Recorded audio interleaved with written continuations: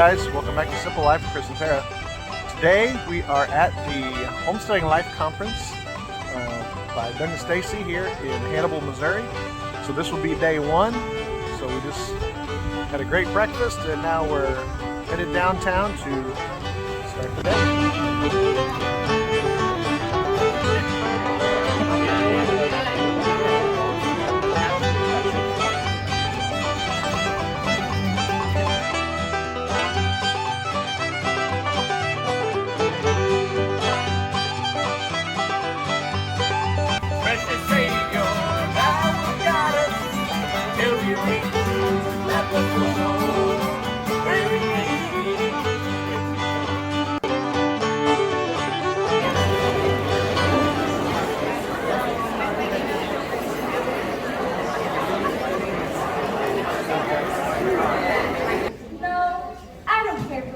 Anyway, what I like is chewing gum. I should say so.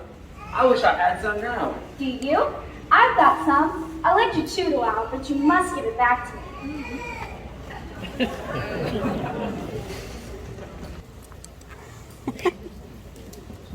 Well, welcome to Hannibal on the hottest day of the year, right?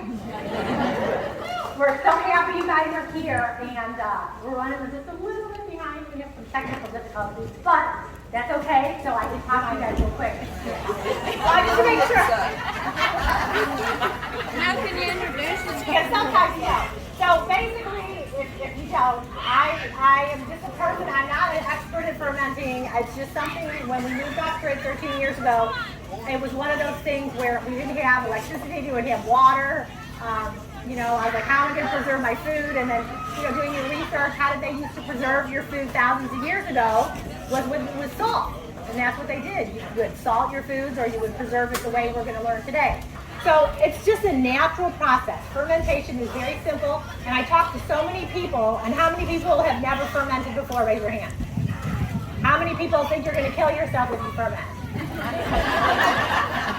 We have been, I think, so dumbed down through history about you know, our foods and being safe and all this. People are like, I'm going to get botulism, I'm going to die from fermentation. But really, it's probably one of the safest ways for you to do things, because when you are fermenting it, you're going to put it in a kind of an anaerobic state where you're going to keep everything underneath the brine, which really helps it. And the lactic acid bacteria is what's going to preserve it and keep it safe, where nothing can get you sick. And the biggest test on your foods is if it smells bad, it's going to be bad.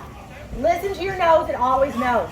So when you're looking at your ferment, sometimes it might have this gross white film on top. When you can eat it, it can go up to 700 times vitamin C, 700 milligrams. Isn't that crazy? So our human body cannot produce vitamin C naturally. So it's really important that we get it from other sources. You might have irritable bowel syndrome, if you suffer ulcers. A lot of gastric problems can be healed by just adding sauerkraut to your diet. I mean, it's just amazing. Stuff that you need, because variety is the spice of life. Variety is that nutrient that you're able to provide and produce healthy fats and all that good stuff, right? So if some of you guys have been following along, I did a video about honey fermented garlic. You guys see this? Some garlic's littler when you peel it, some of it's bigger. If they're big, huge chunks, I would go ahead and maybe cut them in half or maybe in thirds. You're going to put your garlic, a whole bulb will probably fill it to about a quarter of the way. Then you're going to pour your honey so that it is, you know, a couple inches over the top. You don't want to put it all the way at the top, because this is a very active ferment and it'll start bubbling. And you know what happens when you get messy honey? It won't be good.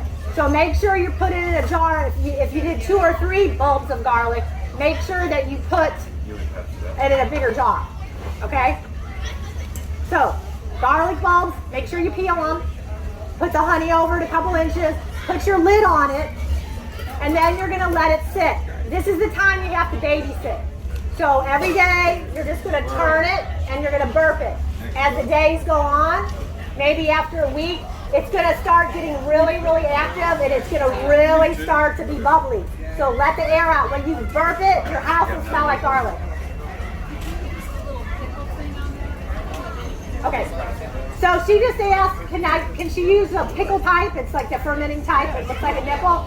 I do not ever use those for honey because it'll clog up the hole. It's not, don't do it. So then how long do you keep burping it, like for? Okay, so this ferment might be active for a couple weeks. Okay, after the 2 weeks, you can probably forget about it. Okay. It's gonna take at least a month for it to get to the part where you want to start eating it. But really, it's gonna be wonderful after 5 months, and 6 months are the sweet spot on this one. This is a total natural antibiotic. It acts like an antibiotic. So generally like 4 little small cloves of garlic, or if you had one big one, that's equivalent to like 1 antibiotic dose of this stuff. And it will last you a long time. We want to talk about why animal foods are important. Well, they contain the proper proportions of nutrients for our bodies.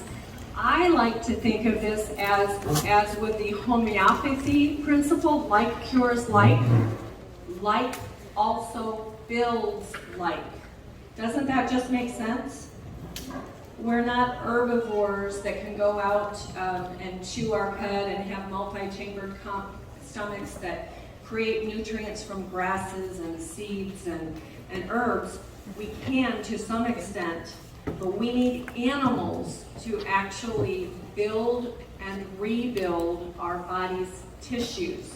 You know, thousands of years ago, everything was clean, fresh, pure, free of the toxins that we have today. And in French cookery, blood sausage is kind of a staple.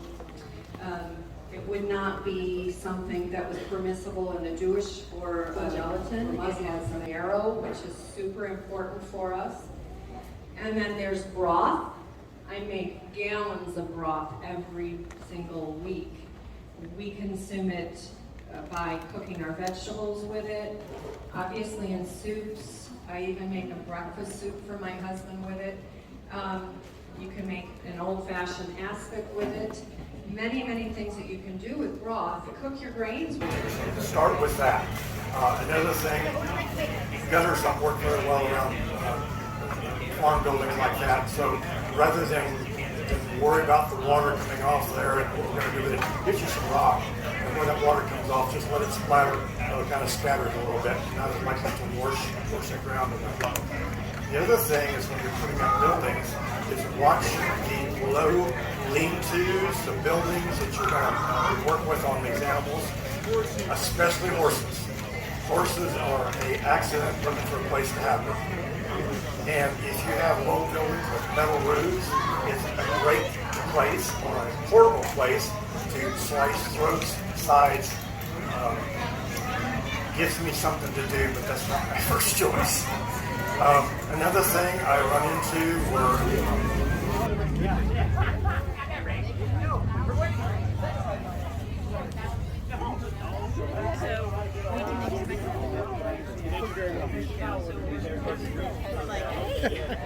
So you see that little circle right here? Yeah. You see how the sun is there? So what I want to do is I want to turn this thing now to where so see where the circle is over that hole now? And then I want to bring this thing down just a notch. So I'll press this in right here. But on a hot day, you wouldn't want to do that. You'd want to use a mitt because that pot's going to be hot. So I just want to make sure I let you know that. So yeah, so now you can see you see right here where that circle is. See the sun, around. And right there is exactly where you want to have it, the way it is right there. And that'll keep it at optimal cooking. And in the morning, if you're going to be gone all day, due south. So you can take a 4-pound frozen chicken or a 4-pound frozen roast, put it in there, due south, and leave it all day. When you get home, it'll be done. You'll have dinner ready in the yard.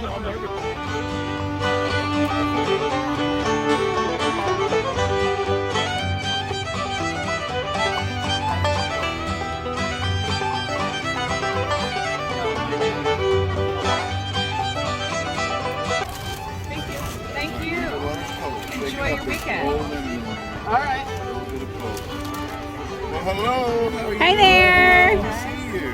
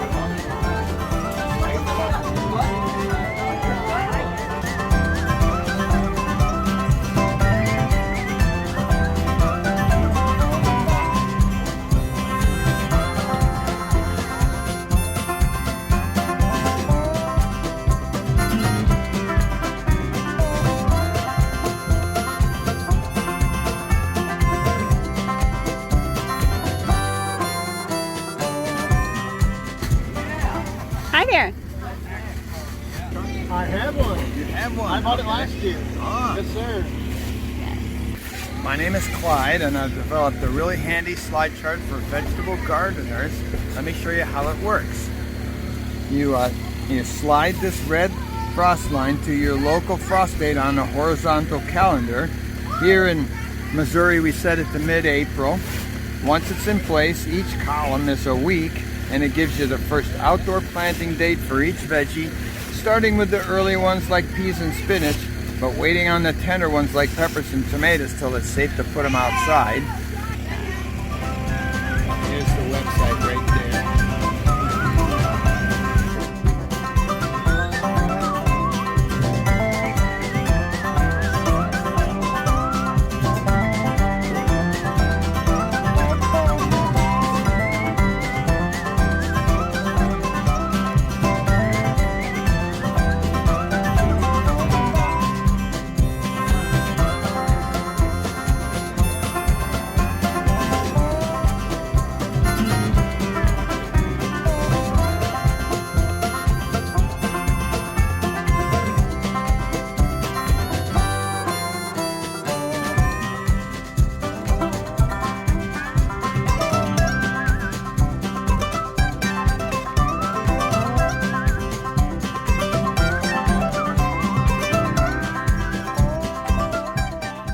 Run an herb school in the St. Louis region called the Tendon Flourish School of Botanicals. We teach people how to grow and harvest medicinal herbs and how to make herbal preparations and stock your home apothecary. These are some of our homegrown herbs. I'm going to pass these around here in a little bit.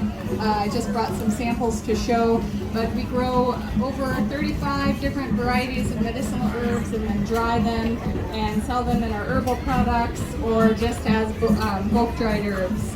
So this is, it's a lot of fun working with medicinal herbs, and one of the easiest herbal preparations that you can do for beginners is to make a fire cider. It's an age-old tradition. It's an oxymel, which just means that it's something extracted in apple cider vinegar mixed with honey. So your end product will be a half vinegar, 3 parts vinegar to 1 part honey. Delicious beverage that you can take a shot of. It's going to be spicy depending on how many hot peppers you add. The box you are using will have the same kind of frames that you have in a permanent hive. These don't need that to move into the box, but this is for your convenience of moving them from this temporary dwelling into a permanent hive. If you were to leave this box in the tree without touching it, it would make a very good home for the bees, but there is not enough room for them to produce surplus honey that you can harvest. So if you want to have some surplus honey to yourself, you will bring down this box and then transfer them into a hive that has the same size of frame, so everything is compatible, but is bigger, so the bees can expand and produce surplus. Everyone wants a sample of something, don't you? Yeah. And when you look at fermentation, there is 3 different types of fermentation. The first kind of fermentation is lactic acid fermentation, which would be like sauerkraut or kimchi, stuff like that. Even sourdough bread is lactic fermentation. The other kind is alcohol, like beer or wine. And then the last one is ones that you do, like your vinegars and kombucha, and that's with acetic acid. ACETIC, acetic acid. So that's the kind of fermentation we're going to do.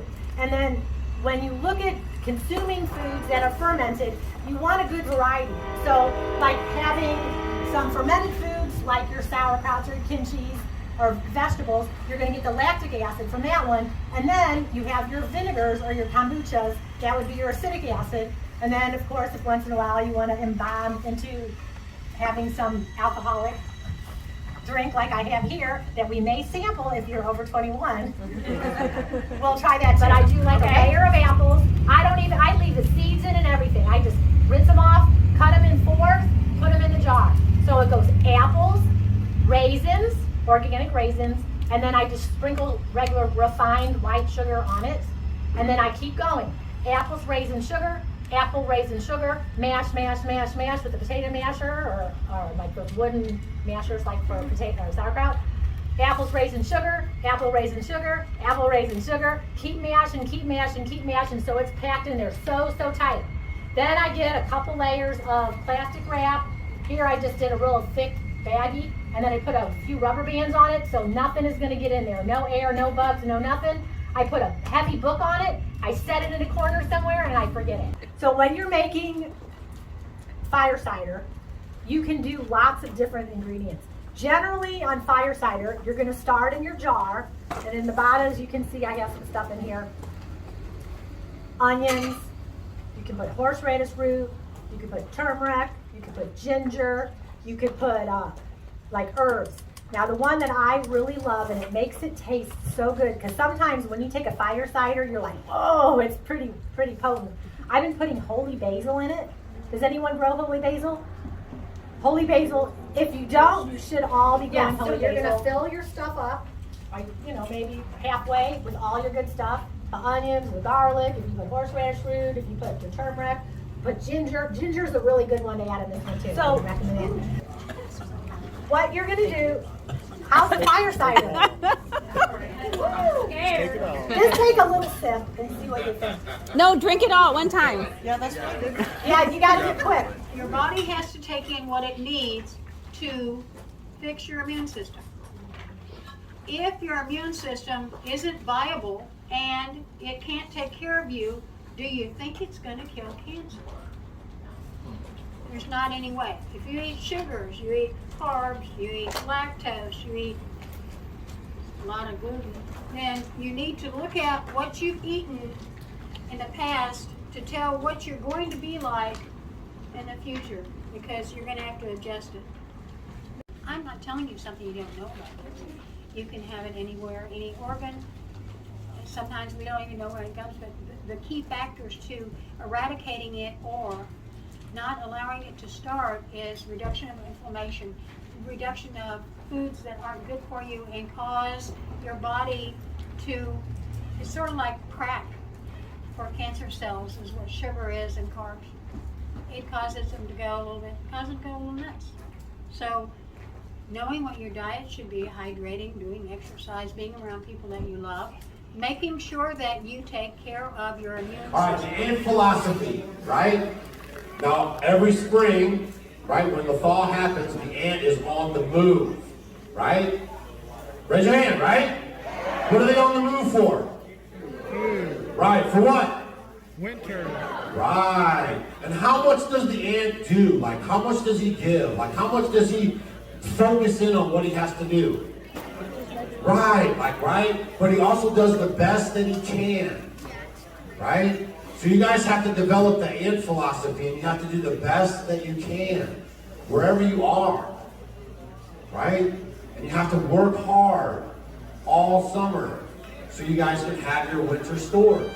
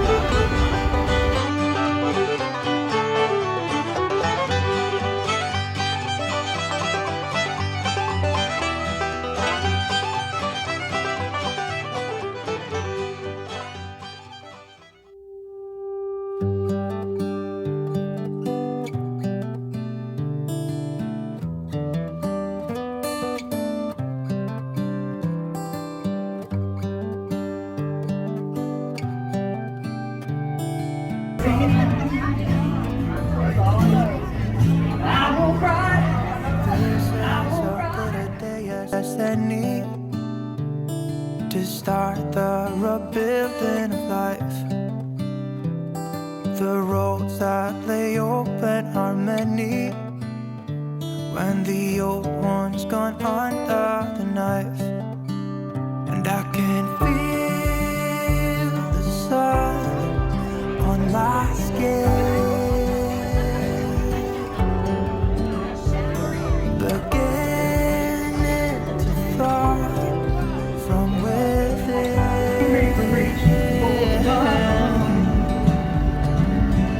And you brought me back.